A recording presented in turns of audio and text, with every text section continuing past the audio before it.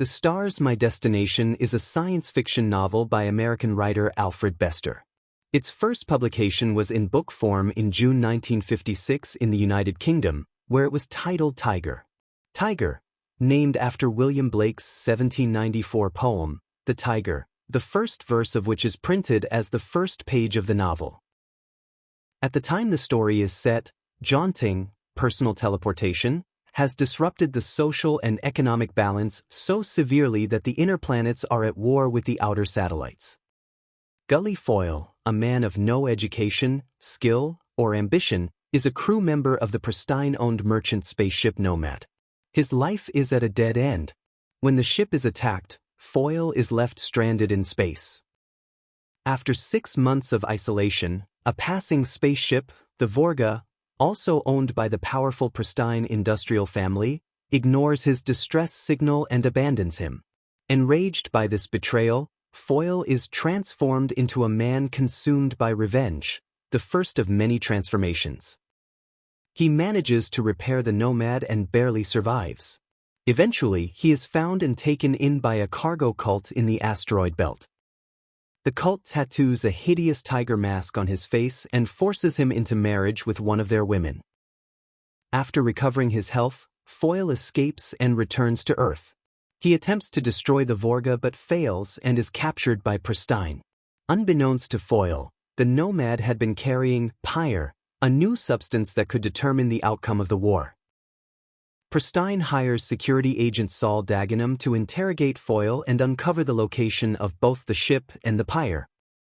However, Foyle's obsession with revenge protects him from being broken under interrogation, and he is placed in a jaunt-proof prison. There, Foyle meets Gisbella McQueen, who teaches him to think clearly and urges him to find out who gave the order to ignore his distress call. Together, they escape and have his facial tattoos removed, but not completely. The scars reappear whenever he becomes overly emotional. They travel to the Nomad, where they recover the pyre and a fortune in platinum. Gisbella is captured by Dagenham, but Foyle manages to escape. Later, Foyle reemerges under the alias Geoffrey Formile, a newly rich socialite.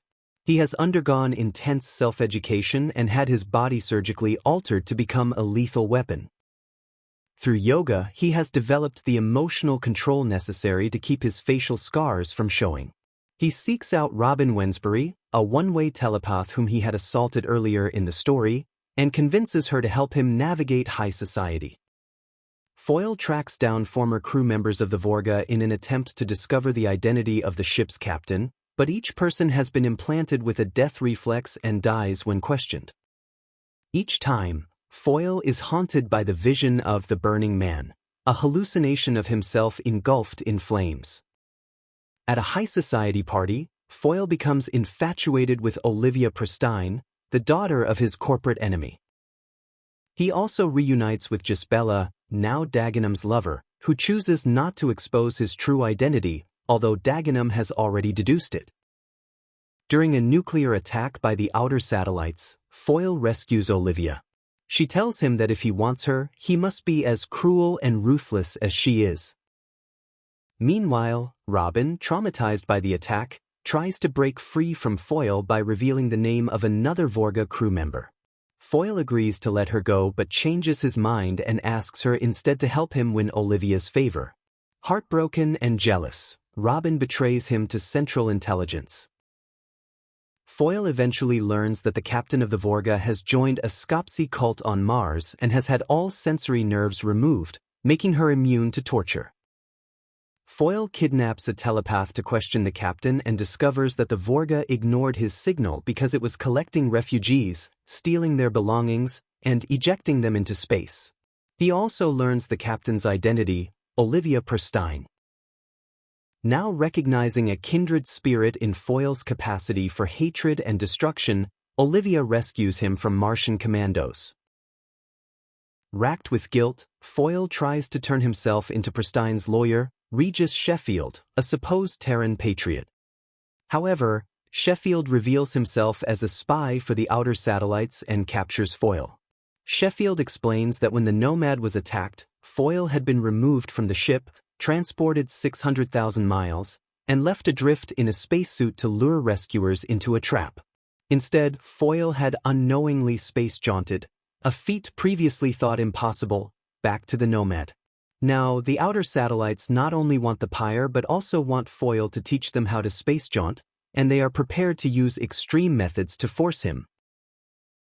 Pristine reveals that Pyre is activated by telepathy. Robin is recruited to trigger it, hoping to flush out Foyle. Small amounts of Pyre, exposed during Foyle's experiments, cause massive destruction around the world, especially at his abandoned hideout in St. Patrick's Cathedral, where Sheffield has taken him.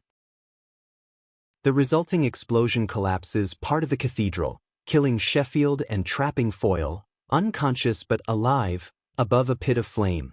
The blast induces synesthesia in Foyle, altering his sensory perception due to the effect on his neurological implants. In this state, he jaunts through space and time as the Burning Man.